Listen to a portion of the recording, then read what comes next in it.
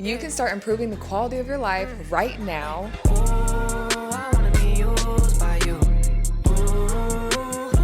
by implementing these 12 tiny, life-changing, and low-effort micro habits that you can make a part of your lifestyle so you can level up in 2025. These 12 micro habits really helped me in my life. It helped me become more disciplined, productive, and fulfilled, and I know that it can do the same for you. As you continue to grow and evolve, you may need to let go of habits, attain new ones, refine the ones you already have, and through this process of becoming the person we were always destined to be, is going to impact so many people around you just by working towards becoming the best version of yourself. Number one, not using my phone within 30 minutes of waking up in the morning. I am telling you that it makes such a difference just by doing this one thing. And I know it may feel simple, and I know you've probably heard it a million times, but I really want to challenge you to give it a try. Because when I actually tried this out for the first time, I noticed just how much more peace that I had in my day, how I wasn't waking up anxious, how I wasn't waking up feeling like I had to move in urgency. See, when you look at your phone first thing in the morning, you're more likely to wake up with anxiety. You're more likely to compare yourself to others or feel like a doom mindset instead of a positive mindset. And this is because you're immediately feeding your brain to other people's lives instead of sitting with the one that you have. And it led to a lot of comparison because I wasn't filling my mind with positivity the second that I woke up in the morning. So what I like to say is Bible before phone. And although every single day I may not automatically pick up my Bible first, it just puts that reference in my mind that my phone is the last thing on my list to actually check. And when you reprogram your mind, you're gonna find yourself not mindlessly scrolling in the morning all over social media or your email. Whatever is calling you for that day, it's gonna allow you to sit and be present in the moment and be calm before the wildness happens. Number two, focus on what I can control. I cannot control anything other than my thoughts, my mindset, my habits, and how I respond. Something that I recently learned is that every single situation has a positive and a negative side to it. So when we're focusing on the negative side of that situation, then that's where the worry comes, that's where the doubt comes, that's where the anxiety comes. But what if we focused on the positive side of that situation? That is where faith comes. And this is something that we can control and that can improve the quality of your life is when you understand that you can only control you and you cannot control anyone else or how they treat you or anything besides yourself. And something that has freed me in my mind is that I know that everything is in God's control. So I'm going to leave what's in God's control in his hands, and I'm going to take care of what's in my control. Number three, Sunday night weekly planning. This is a game changer. And if you haven't done it, look, I understand that you might use the excuse that you're not organized, you don't like to plan, like you can remember things in your mind. That was me. I was that person. And I really found that when I implemented this, things started to shift and I was able to handle more than what I was capable of before. And it allowed me to really be able to track my progression. I currently use Google Calendar and I also use Notion. Notion is mainly for my social media planning, and Google Calendar is to really plan my entire life. What really helps you plan out the week is understanding what is your goal for the week. What are your 3 priorities that you are working towards for the next week? And that's where I start. Then I analyze what are smaller tasks that I can do to move me closer to accomplishing that goal. So by the time I actually go to my planner or by the time I go to my calendar to actually jot everything in, I have little small tasks that I can set into my day.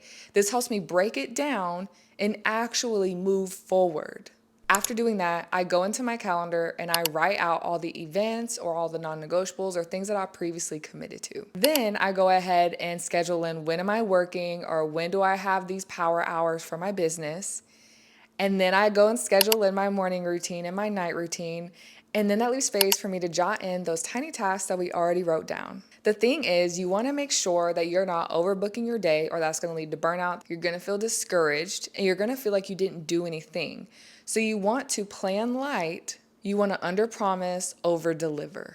And then when it comes to this planning, it's not wrong if you don't plan on Sunday and you decide to plan Monday or Tuesday. But when I've done that, it really makes me feel like I'm playing catch up and like I'm trying to catch up and make it ahead of the week. And it really doesn't help me that much. Number 4, preparing for the next day. So whether that's making a to-do list on everything that you're going to have accomplished the next day, or laying out your clothes before bed because you know you're going to work out in the morning, it is very important and it really helps you stay on track and hold yourself accountable. This is so I already know what I'm doing, and it really helps you plan for success. When I wake up in the morning, I want to already know what I'm doing. I want to already know that I have a plan set out for me, and then I'm not getting decision fatigue because I'm trying to make so many decisions when there's already so much going on. So when you make this to-do list the day before, you're going to reduce decision fatigue. You're going to feel like you're able to do it. You're going to feel less stressed. And this is going to improve the quality of your life. To start small, what you could do is have one priority that you want to tackle for that day.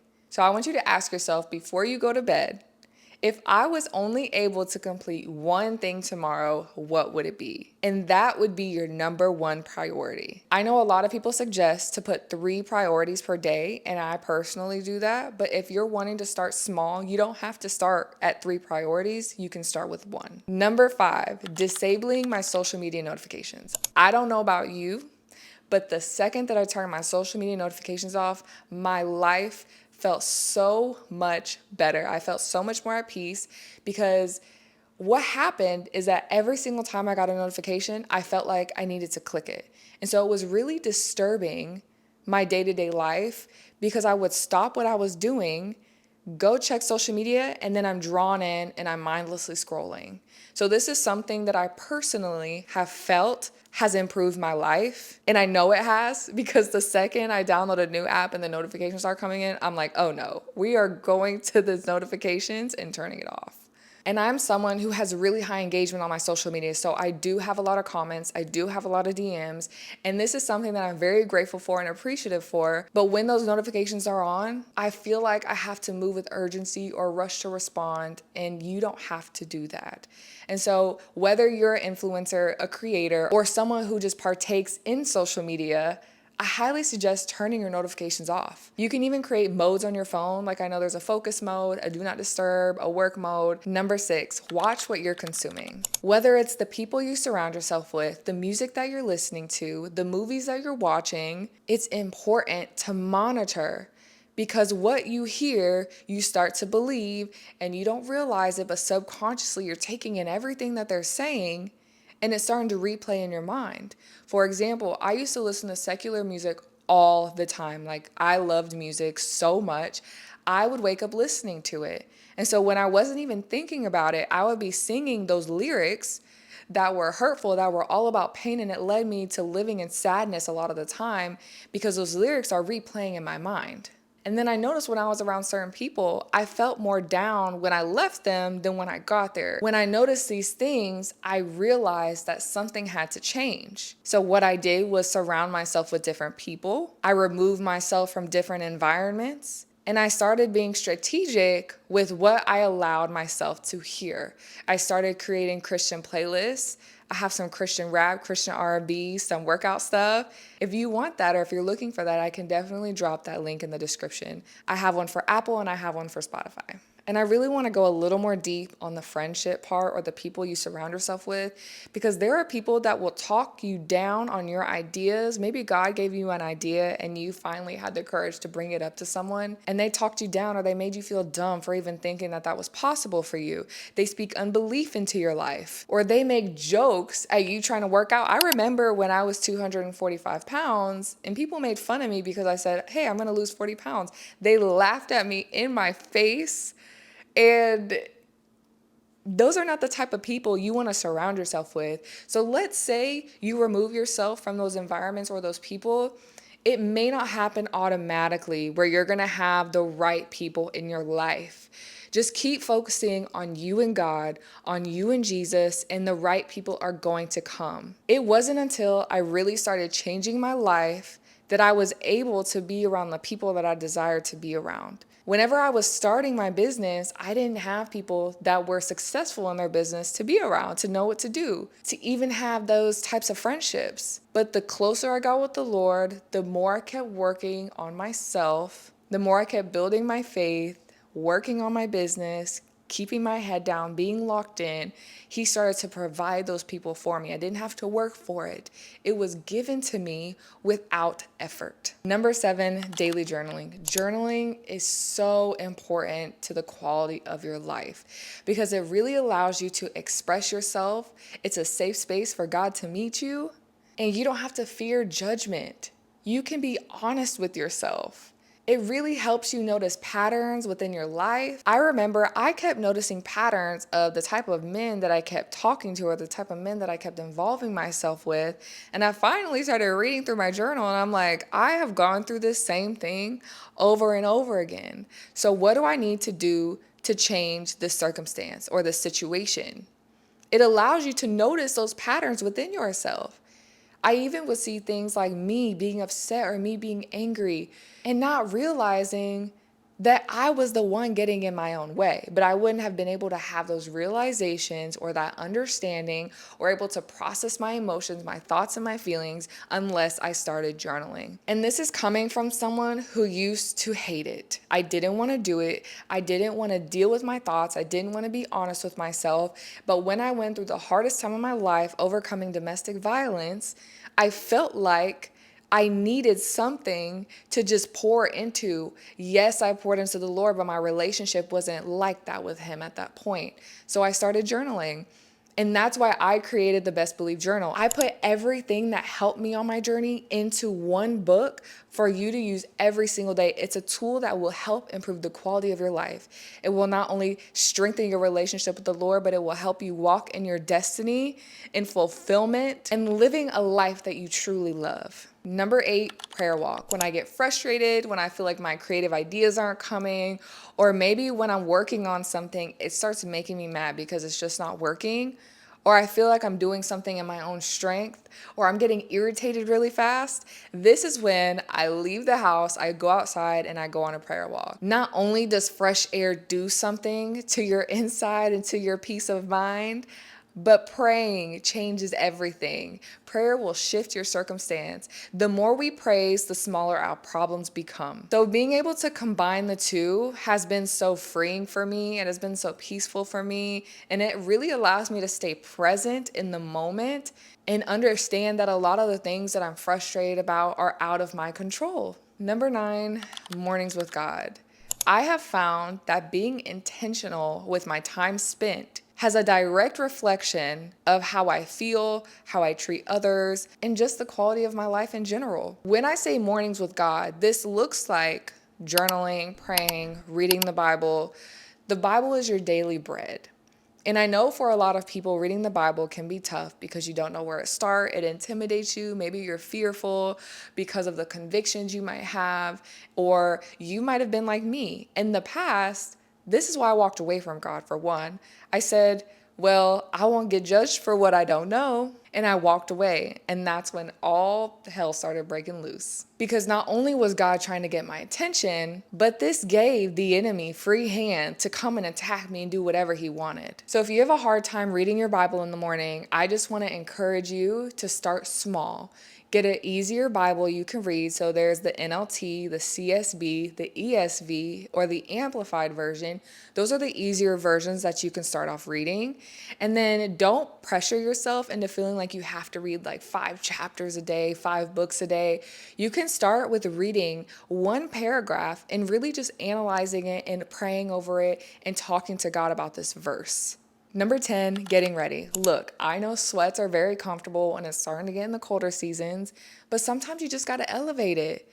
If you're a work from home girly or someone who doesn't get out much, you probably find yourself sitting around with your messy hair, wearing whatever you want. Maybe there's a stain on your shirt as you're watching this video. I want to encourage you to get ready. When you get ready, you feel good, and then it makes you feel inspired to go and do something that benefits your life. So start planning days where you just get dressed sometimes. Number 11, rest. I used to live in hustle culture, never sleeping, always working, never taking the time to myself, and I realized that left me and being unfulfilled, unorganized, cluttered life, cluttered mind. And I do not want that for you.